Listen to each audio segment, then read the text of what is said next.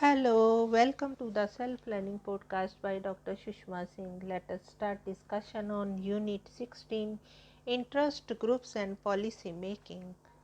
And our topic is Democracy and Interest Groups.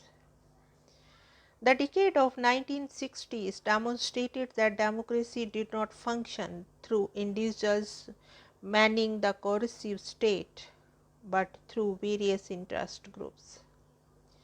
The first development decade declared by the United Nations in the 1960s demonstrated the expanding politics of foreign aid and of the democratic ideals of freedom, rights, and need for political participation. It was at the same time that the Sir Martin Lipset wrote a piece, Party Systems and Representation of Social Groups, in the European Journal of Sociology. It became more and more apparent that political parties which had by then ruled the aspect of representing society had proved completely different in practice. They were neither the true representatives of people's demands and aspirations, nor were they truly able to represent public interest. Philip C. Schmitter characterized this new pluralism in society as decidedly unorthodox. In the atmosphere of rampant behavioralism and functionalism, it was increasingly evident that the political parties had lost the confidence of people and therefore failed as representatives of people. Contrary to the opinion held by the Schmitter and many other later writers like McCure, Olson, James Buchanan, and Nikahan, Lipset, in his seminal essay, continued to believe that parties are by far the most important part of the representative structure in complex democratic societies. The general trend of democratic societies was its fragmentation and micro-splitting into the socio-economic and religious interest groups, which broke the monopoly of the political parties over the representation of public interest. For contemporary political science, the emerging significant issue of concern became the consolidation of democracy in the aftermath of transition from the autocratic rule. Broadly, interest representation came to be split into several intermediaries, such as political parties, interest associations, and social movements. The political transition of democracy from a colonial world system to a system of a loosely knit and socio-culturally entirely different conglomeration of states also accelerated the disintegration of states from within into a new form of pluralism. This created new structures, social hierarchies, and also historically different set of demand groups and lobbies.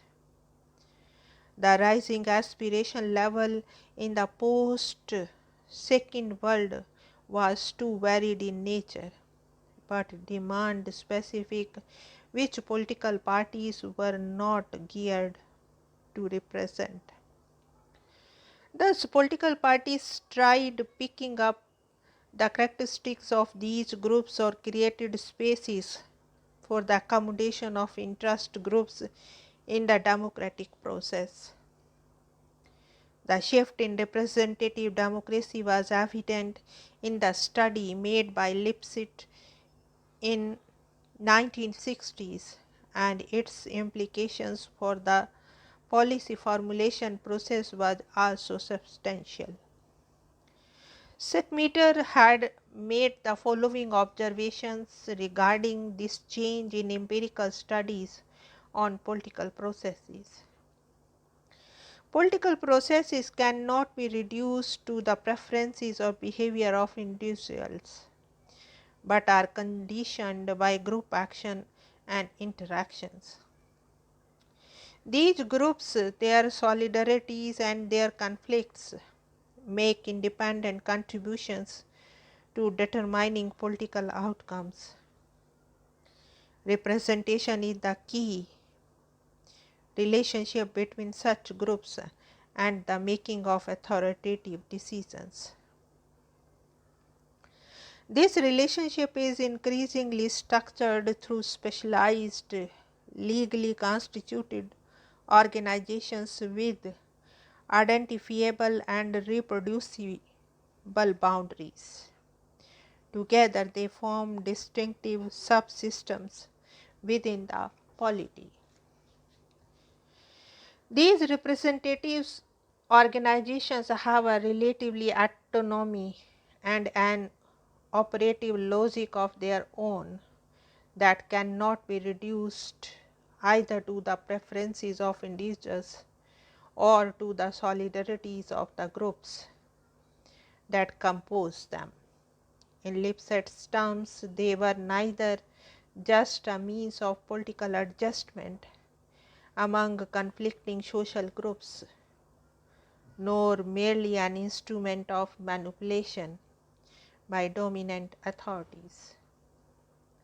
However, the formal institutions of government, their procedures and substantive policies can have a significant and enduring effect upon groups and organizations that represent them. In other words, public policy is not mere epiphenomena produced by previously formed group interests, even less by independently established individual preferences. This study, which brought out the importance of interest group in policy process, did not conclude that these groups have the capacity to replace the political parties or that parties are subordinated to these groups' interests. The problem that emerged for the policy process was the consolidation of democracy in the post-independent era. Now let us wind up the session and take rest. Thank you very much for engaging yourself with the self-learning podcast.